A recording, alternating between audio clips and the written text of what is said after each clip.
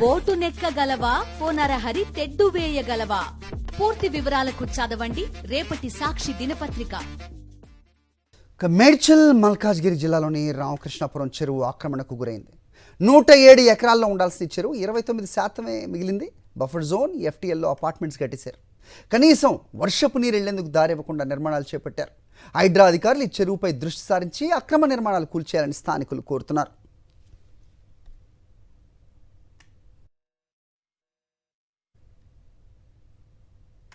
అక్రమార్కుల కారణంగా ఇక్కడున్న బండ చెరువు, సఫిల్గూడ, ఆర్కేపురం చెరువుల గొలుసు కట్టు కూడా లేకుండా చేశారు.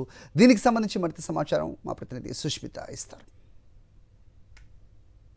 ఆర్కేపురం చెరువు, బండ చెరువు, అలాగే సఫిల్గూడ చెరువు, ఈ మూడు కూడా గొలుసుకట్టు చెరువులు. ప్రస్తుతం ఆర్కేపురంకి సంబంధించిన చెరువు వద్దకు వచ్చాము. అయితే ఈ చెరువు వద్ద కూడా చూసుకుంటే దాదాపు 107 ఎకరాలు ఉండగా ప్రస్తుతం 50 ఎకరాలు కూడా ఇక్కడ కనిపించని పరిస్థితి. అయితే ఇప్పటికే హైడ్రాకి సంబంధించి ఏదైతే లేక్స్ని గుర్తించారో ఆ లేక్స్లో దీనికి సంబంధించి ఆర్కేపురం సంబంధించి కూడా లేకున్నట్టుగా కూడా అధికారులు చెప్తూ ఉన్నారు. పూర్తిగా కూడా ఇక్కడ కబ్జాల పర్వంతో ఆక్రమణలు గురై ఇక్కడ ఏదైతే కనిపిస్తుందో అపార్ట్మెంట్ కూడా చుట్టుపక్కల ఇక్కడ కట్టేసినట్టుగా కూడా అధికారులు చెప్తున్నారు. మనం చూస్తున్న ఈ అపార్ట్మెంట్స్ ఏదైతే బఫర్ జోన్ కానీ ఎఫ్టీపీఎల్ లెవెల్కి ఉందో ఆ ఎఫ్టీఎల్ లెవెల్కి కూడా మించి బఫర్ జోన్లో కూడా ఇక్కడ అపార్ట్మెంట్స్ కట్టినట్టుగా కూడా స్థానికులు చెప్తున్నారు. అయితే ప్రతి సంవత్సరం వర్షాలు పడినప్పుడు కూడా ఇక్కడ చాలా ఇబ్బందులు ఎదురవుతున్నాయని ఒకవైపు స్థానికులు చెప్తున్న పరిస్థితి.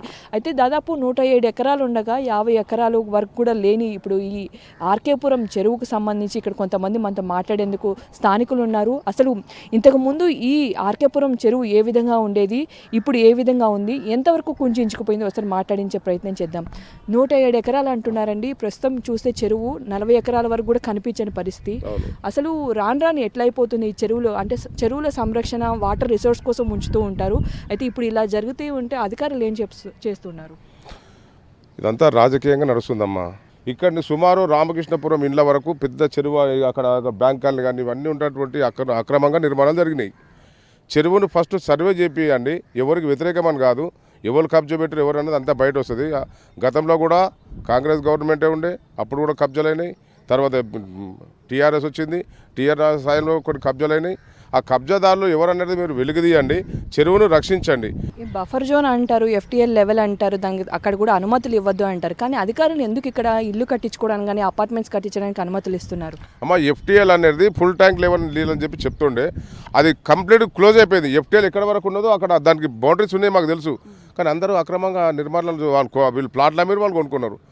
అది మళ్ళీ అధికారులు కూడా ఎఫ్టీఎల్ పెడతారు, ఇక లంచం తీసుకుంటారు, మరి ఏం తీసుకుంటారు, వాళ్ళు పర్మిషన్ ఇవ్వడం, వీళ్ళు కట్టుకోవడం, రాత్రి కట్టుకోవాలి, సున్నాలు వేయాలి, ఇట్లా పోవాలి.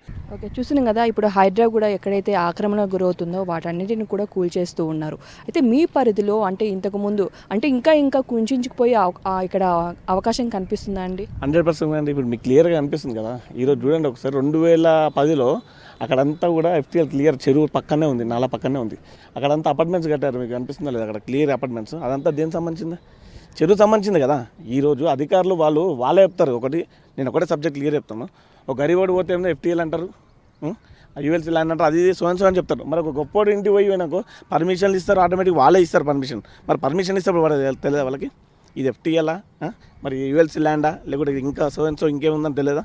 వాళ్ళే ఇస్తారు పర్మిషన్లు, వాళ్ళే ఇది తీసుకుంటారు, వాళ్ళే కుంభక్ అవుతారు. పబ్లిక్ సఫర్ కావాలి. ఈరోజు ఒకటే అడుగుతున్నాను, చెరువుకి సంబంధించిన నీళ్ళు లేకపోతే ఇవాళ ఇక్కడ మాకు 40 ఫీట్స్కే వాటర్ వస్తుంది. ఇక్కడ 35 to 40 ఫీట్స్కి అంటే ఒక ఇల్లు కట్టాలంటే గుంత దూతే వాటర్ వచ్చేస్తున్నాయి.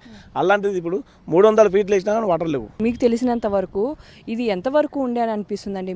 మీకు తెలిసిన మాకు తెలిసి మా తాతలు ముత్తాతలు ఇక్కడ అంతా కూడా వ్యవసాయం చేసిన వాళ్ళు వీళ్ళంతా కూడా 108 నుంచి 110 ఎకరాల జాగుండే ఇక్కడ ఆర్కేపురం చెరువు లేకనేది. ప్రస్తుతం మనం చూస్తున్న ఈ చెరువుకు సంబంధించి పూర్తిగా కూడా ఈ చుట్టుపక్కల ఇళ్ళన్నీ కూడా వెలిసినట్టుగా కూడా చెప్తున్నారు. ఒకవైపు అపార్ట్మెంట్స్ కానీ ఇవన్నీ కూడా రావడంతో ఏదైతే వర్షం పడినప్పుడు కూడా ఇక్కడ చాలా ఇబ్బందులు తలెత్తుతూ ఉన్నాయి. అసలు నీళ్లు వెళ్ళడానికి ఒక ప్లేస్ లేకుండా తయారవడంతో కూడా ఇళ్లలోకి నీళ్లు రావడం, చాలా వరకు కూడా ఒక చెరువు అనేది నీళ్ళ కోసం ఉంచితే ఆ నీళ్లు కూడా ఇక్కడ లేకపోగా పూర్తిగా కలుషితమైనట్టుగా కూడా చెప్తూ ఉన్నారు. అయితే ఈ లేక్కి సంబంధించి చాలా వరకు ఇంతకుముందు అగ్రికల్చర్కి కూడా వాడేవారు కూడా ఇక్కడ స్థానికులు చెప్తున్న పరిస్థితి. అయితే ప్రజెంట్ ఏరియా కూడా చూసుకుంటే 0.22 స్క్వేర్ కిలోమీటర్స్ మాత్రమే ప్రస్తుతం ఉంది.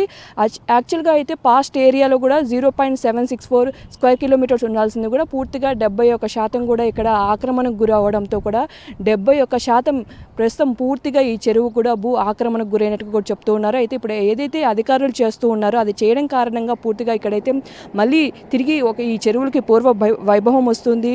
ఎందుకంటే ఒకవైపు వర్షం పడినప్పుడు కూడా ఇక్కడ రిజర్వ్ అవ్వడానికి ఒక ప్లేస్ ఉంటుంది కాబట్టి ఖచ్చితంగా అధికారులు దీనిపైన కూడా చర్యలు తీసుకోవాలని కూడా ఇక్కడ స్థానికులు చెప్తా ఉన్నారు. కెమెరామెన్ నారాయణతో సుష్మిత, సాక్షి టీవీ, హైదరాబాద్.